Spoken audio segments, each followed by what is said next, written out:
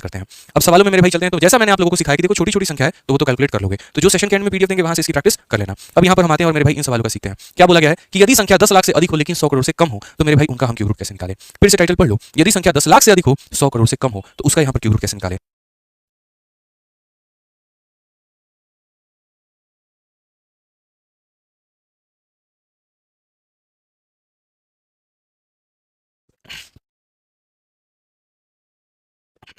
थोड़ी तबीयत खराब है, बीच-बीच में खांसी जो है वो आ जाती है। ठीक है, थोड़ा आप लोग कोऑपरेट करेंगे।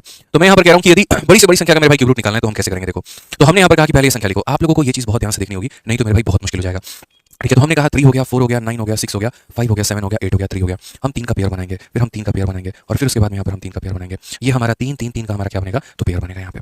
ये 3, 3, 3 का क्या बनेगा, तो हमारा पेयर बनेगा। अब ये 3, 3, 3 का पेयर बनाने के बाद, अब ये 3, 3, 3 का पेयर बनाने के बाद मेरे भाई यहाँ पर हमें क्या करना है, तो यहाँ पर हमें एक छोटी सी बात का फोकस करना है कि कितने पेयर बने हैं, तो 3 पेयर बने हैं। यानी सॉल्व करने पे कितने डिजिट आने वाले हैं, तो 3 डिजिट आने वाले हैं। पहले वाले में हम सेम काम करेंगे। किस संख्या का क्यूब करने पे 3 आता है, तो 7 का क्यूब करने पे 3 आता है। किस संख्या का क्यूब करने पे 3 आता है, तो 7 का क्यूब करने पे 3 आता है। कौन सी संख्या का क्यूब इससे छोटा होगा या इसके करीब में होगा, तो 2 का क्यूब 8, 3 का क्यूब 27, 4 का 64 यानी 3 लिखेंगे मेरे भाई। तो आखिरी संख्या पता चल गई, पहली संख्या पता चल गई, बीच वाली संख्या पता नहीं चल पाई।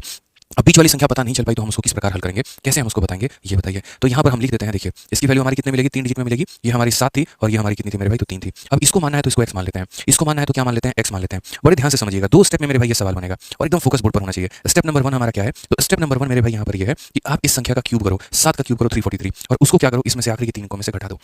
जब आप मेरे भाई यहाँ पर इसको माइनस करोगे ना तो हमेशा ये वाला डिजिट कितना आएगा, 0 आएगा। हमेशा कितना आएगा, तो 0 आएगा, फिक्स है। ठीक है, यहाँ पर देखो 8 में से 4 करने पे कितना आ रहा है, तो 4 आ रहा है। ठीक है, तो आपको मेरे भाई इसको बीच वाले को लेना है। क्या लेना है मेरे भाई, तो 4 लेना है। यहाँ पर फिक्स कर लो यहाँ पर कि ये 4 करना है। तो स्टेप नंबर 1 मात्र आपको इतना करना है, स्टेप नंबर 1 मात्र आपको इतना करना है कि इस संख्या का क्यूब करके घटा देना है और ये संख्या मेरे भाई प्राप्त कर लेनी है। अब उसके बाद क्या करेंगे, तो उसके बाद स्टेप नंबर 2 की तरफ फोकस करेंगे और जो है सो मेरे भाई स्टेप नंबर 2 ही है। और स्टेप नंबर 2 क्या है, तो बोलोगे sir 3 into L square into x, 3 into L square into x, इसकी वैल्यू किसका मेरे भाई बराबर आना चाहिए, 4 के। अब बोलोगे sir 3 into L square into x क्या है, तो 3 हमारा एक इंटीजर है, एल का मतलब यहाँ पर लास्ट वाली संख्या और एक्स तो आपको पता ही है जो कि आपने बीच में माना है। इनका गुना करने पे जो हमारा यूनिट डिजिट आएगा वो किसके बराबर में आएगा, तो वो हमारा 4 के बराबर में आएगा। अब बोलोगे सर ये कहां से आया है, असल में जब आप a प्लस बी का होल क्यूब तोड़ते हो ना, तो जब आप a प्लस बी प्लस सी का होल क्यूब तोड़ते हो तो एक पर्टिकुलर टर्म होता है 3a स्क्वायर यहाँ पर b के करीब में, या ऐसे कह लीजिए 3c स्क्वायर a। ठीक है, 3 मतलब 3bc स्क्वायर, तो 3bc स्क्वायर का यूनिट डिजिट हमारा कितना आना चाहिए, 4, क्योंकि इसका यूनिट डिजिट हमारा कितना है मेरे भाई 4, तो कैसे आएगा, तो वो समझिए। तो आपका स्टेप नंबर 1 क्या है, इसका क्यूब करके घटा देना। ठीक है, और स्टेप नंबर 2 क्या है, 3 into L square into x का जो यूनिट डिजिट आएगा वो 4 के बराबर 3 हो गया। एल स्क्वायर का मतलब यहाँ 7, 7 का स्क्वायर होता कितना है 49, लेकिन हमें मात्र यूनिट डिजिट लेना है यानी 9 लेना है।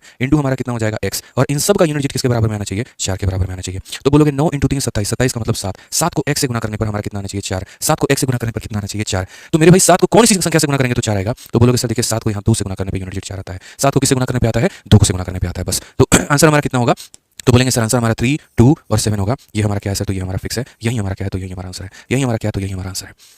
क्लियर ये बात, यहाँ कोई दिक्कत की बात है, कोई परेशानी की बात है तो मेरे भाई बता दो। यानी 2 स्टेप, स्टेप नंबर 1 कि यहाँ पर इस संख्या का क्यूब करके घटा दो, मिडिल नंबर पता कर लो। Step number 2 3l square into x. अभी एक एग्जांपल में आपको समझ नहीं आएगा, आप एक और एग्जांपल लो और तब आपको क्लियर होगा। आप यहाँ पर देखो, आप बोलोगे सर 702, ठीक है, 595 369, ये ले लिया सर। 3 संख्या का पेयर, 3 संख्या का पेयर और 3 संख्या का पेयर हमने यहाँ बना लिया। अगर हमारे पेयर 3 बने हैं तो संख्या भी हमें 3 ही प्राप्त होगी। यहाँ पे कितनी प्राप्त होगी, तो 3 ही प्राप्त होगी। कौन सी संख्या का क्यूब करने पर यूनिट डिजिट 9 आता है, तो 9 का ही क्यूब करने पर यूनिट डिजिट 9 आता है। कौन सी संख्या का क्यूब 702 के करीब में होगा, तो मेरे भाई यहाँ पर 8 का क्यूब 512, 9 का क्यूब 729, 729 ज्यादा होगा, यानी यहाँ पर हम कितना लेंगे, तो 8 लेंगे। तो यहाँ पर ये 9 पता चल गया, यहाँ पर 8 पता चल गया, इसे हम कितना मानेंगे, तो इसे हम x मान लेंगे।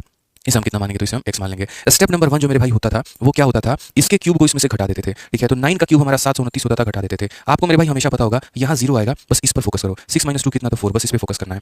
ठीक है, बस इस पे फोकस करना है, तो बीच वाले पे फोकस करना है। अब स्टेप नंबर 2 हमारा क्या होता है, स्टेप नंबर 2 का मतलब 3 इंटू एल स्क्वायर और इंटू कितना हो जाएगा, इंटू हमारा x हो जाएगा, और ये यूनिट डिजिट किसके करीब में आना चाहिए, तो 4 के। ये यूनिट डिजिट हमारा किसके करीब में आना चाहिए, 4 के। 3 इंटू एल स्क्वायर की बात करते हैं, तो एल की वैल्यू हमारी कितनी है, तो एल की वैल्यू हमारी मेरे भाई 9 है। तो यहाँ पर क्या हो जाएगा, 9 का स्क्वायर, तो 9 का स्क्वायर 81 होता है, यूनिट डिजिट कितना होता है 1, तो वो ले लेंगे, इंटू हमारा x मेरे भाई, और ये कितना आना चाहिए, 4। दोस्तों एक लाइन और देख लीजिए, 3 इंटू मेरे भाई x हमारा कितना आना चाहिए, 4। अब 3 को कौन सी संख्या से गुना करेंगे, तो मेरे भाई 4 आएगा, तो 3 को 8 से गुना करेंगे तो 4 आएगा, यानी x की वैल्यू कितनी होगी, 8 होगी। और अगर x की वैल्यू 8 होगी तो आंसर हमारा हो जाएगा 8, 8 और 9 मेरे भाई। आंसर हमारा कितना होगा, तो 8, 8 और 9।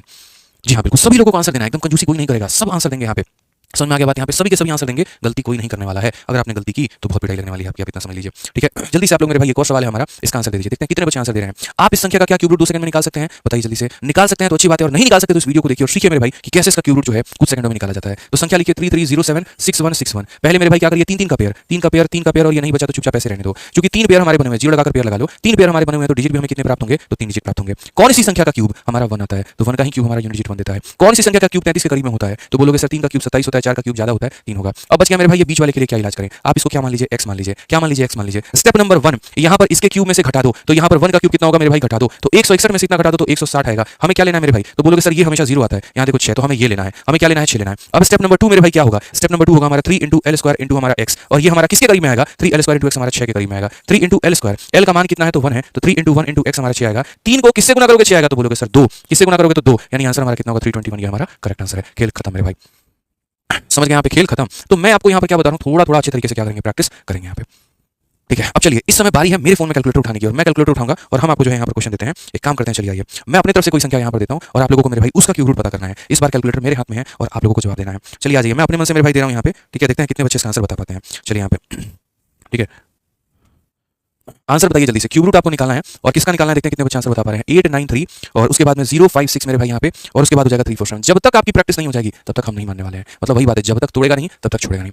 जल्दी से बताओ, अगर आपको कुछ अच्छा सीखने को मिल रहा है तो यहाँ पर जो है वीडियो को लाइक करते रहेंगे, बताइए, ठीक है। क्या बोलेंगे, बोलेंगे सर देखो पेयर यहाँ बताना कितने पेयर बनेंगे, तो पहले संख्या को लिख लेते हैं। तो बोलेंगे 893056347, कितने पेयर बनाएंगे हम लोग, तो बोलेंगे सर 3 पेयर बनाएंगे। कितने पेयर बनाएंगे 3, तो 1 पेयर 2 पेयर और 3 पेयर। अगर 3 जोड़े बने हैं तो संख्या भी कितनी प्राप्त होगी, तो 3 संख्या प्राप्त होगी। 3 जोड़े बने हैं तो संख्या भी कितनी प्राप्त होगी, 3 संख्या प्राप्त होगी। अब बात करते हैं कौन सी संख्या का क्यूब हमारा 7 है, 3 का क्यूब मेरे भाई 7 देगा। कौन सी संख्या का क्यूब इसके करीब में है, तो मेरे भाई 8 का क्यूब 9 का क्यूब, ठीक है। 9 का क्यूब हमारा कितना हो जाएगा, जल्दी से बताओ कितना होगा, 729, ठीक है। तो यहाँ पर 9 आ जाएगा। अब फंस जाती है हमारी ये बीच वाली संख्या, इसके लिए हम क्या करें, हमने कहा तेरा भी सॉल्यूशन करेंगे, टेंशन मत लो। यहाँ पर इसको कितना मान लो, तो x मान लो। अब यहाँ पर इसका क्यूब करो, 3 का क्यूब कितना होगा, तो मेरे भाई 27 और इसमें से घटा दो, ठीक है। ये हमेशा 0 आएगा, 4 में से 2 गया 2, मतलब मुझे यहाँ 2 लेकर आना है, मुझे यूनिट कितना लेकर आना है, 2 लेकर आना है। तो हम बोलेंगे स्टेप नंबर 1, स्टेप नंबर 1 क्या होगा, बोलोगे sir 3 into L square into कितना हो जाएगा x, और इसका यूनिट कितना आना चाहिए, तो इनका यूनिट 2 आना चाहिए। 3 इंटू एल, एल के स्थान पर क्या है 3 है, तो 3 का स्क्वायर कितना हो जाएगा 9, और इंटू x हमारा यूनिट 2, 9 इंटू 3 27, 27 का यूनिट 7 है, 7 इंटू x बराबर 2, यानी 7 को किससे गुना करेंगे तो 2 आएगा। तो बोलोगे सर 7 को 6 से गुना करेंगे तो 2 आएगा, x का मान 6 है, इसलिए मेरे भाई आंसर हमारा 963 है। खेल खत्म यहाँ पे।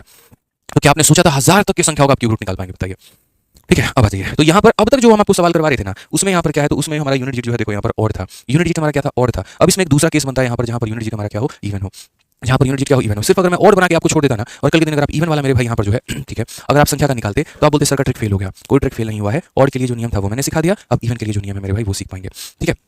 आज ये देखो बहुत बच्चों को ये आसान लगेगा, बहुत बच्चों को ओके ओके लगेगा, और बहुत बच्चों को मेरे भाई मुश्किल भी लगेगा। कुछ तो ये भी लिख डालेंगे कमेंट बॉक्स में, अरे बकवास मेथड है, वाहियात मेथड है, ये मेथड है। तो मेरे भाई अगर आपके पास कोई मेथड है तो आप लगा लो, सिंपल सी बात है। और बकवास वाहियात मेरे भाई उन्हीं बच्चों को लग सकता है जो सीखने की कोशिश नहीं करेंगे, जिनका मन विचलित होगा, जो कहीं और कुछ और सोच रहे होंगे और 1% बोर्ड पर ध्यान देंगे नहीं, क्योंकि ये वीडियो लाखों में जाएगी, इसके व्यूज मेरे भाई कल के दिन लाखों में होने ही होने वाले हैं, ये मेरी गारंटी है, मेरा दावा है, ठीक है। और उसमें मेरे भाई 10,000 को बकवास लग सकता है, 90,000 से काम के सीखे अपने पेपर में अप्लाई करके सिलेक्शन ले पाएंगे। तो कोई भी बात ये सत्य है कि दुनिया के आप 100% लोगों को सेटिस्फाई नहीं कर पाएंगे, सारे के सारे कुछ नहीं रह पाएंगे, और ये फैक्ट है।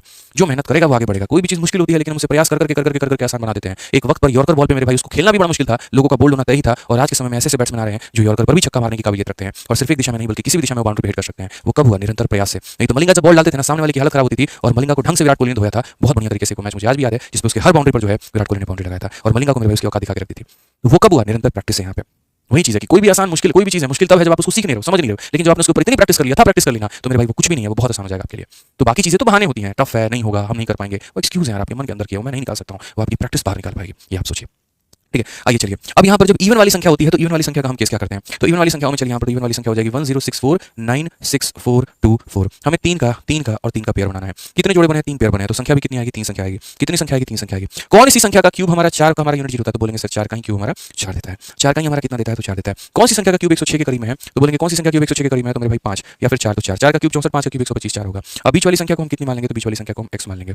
अब बोलेंगे सर देखो सेम स्टेप जो पहले करते थे, स्टेप नंबर 1 हमारा क्या होता था, स्टेप नंबर 1 यहाँ पर ये होता था, जो कि आप मन में भी कर सकते हैं, इसके लिए कुछ लिखने की आवश्यकता नहीं है। ये 4 जो है इसका क्यूब मेरे भाई इसमें से माइनस करो, तो जब इसमें से माइनस करोगे तो 4 में से 4 खत्म, ये उधारी लेके 12 बनाएगा, 12 में से 6 चला जाएगा तो कितना आएगा 6, 12 में से 6 चला जाएगा तो कितना आएगा 6 मेरे भाई। तो यहाँ पर क्या हो गया 6, तो हमें यहाँ पर क्या करना है, स्टेप नंबर 1 से 6 मिल गया। अब स्टेप नंबर 2 क्या करना है, तो बोलोगे sir 3 into L square, L square का मतलब आखिरी वाली संख्या, आखिरी वाली संख्या यानी 3 इंटू एल स्क्वायर इंटू हमारा x, इसका यूनिट डिजिट कितना आना चाहिए, तो 6 आना चाहिए। 3 into L square into x का यूनिट डिजिट कितना आना चाहिए 6, तो बोलेंगे सर 3, एल स्क्वायर का मतलब लास्ट वाला, 4 का स्क्वायर कितना होता है 16, यूनिट डिजिट उठाओ मात्र 6 लिखो, और x की बात अगर हम करेंगे तो 6 लिखो मेरे भाई यहाँ पर, सॉरी x की बात कितनी करेंगे तो x रखेंगे, ये हमारा हो जाएगा 6। अब जरा समझना, 6 इंटू 3 मेरे भाई 18, 18 का मतलब 8, 8 को x से गुना करने पे 6 आता है। अब बच्चे क्या सोचते हैं, तुरंत मेरे भाई 2 लिख दो, यही तो आपकी गलती है यार, यही तो आपकी गलती है। आप इस बात को समझ नहीं पाए। मैंने क्या कहा था कि जब ऑड नंबर होता है तो मात्र एक केस बनता है, और जब इवन नंबर होता है तो कितने केस बनते हैं, 2 केस बनते हैं। आप यहाँ देखो 8 को 2 से भी गुना करने पे 6 आएगा, और 8 को मेरे भाई 7 से भी गुना करने पे 6 आएगा। 8 का 2 गुना 16 जिसमें 6 आता है, 8 का 7 गुना 56 जिसमें 6 आता है, मतलब 2 भी हो सकता है 7 भी हो सकता है।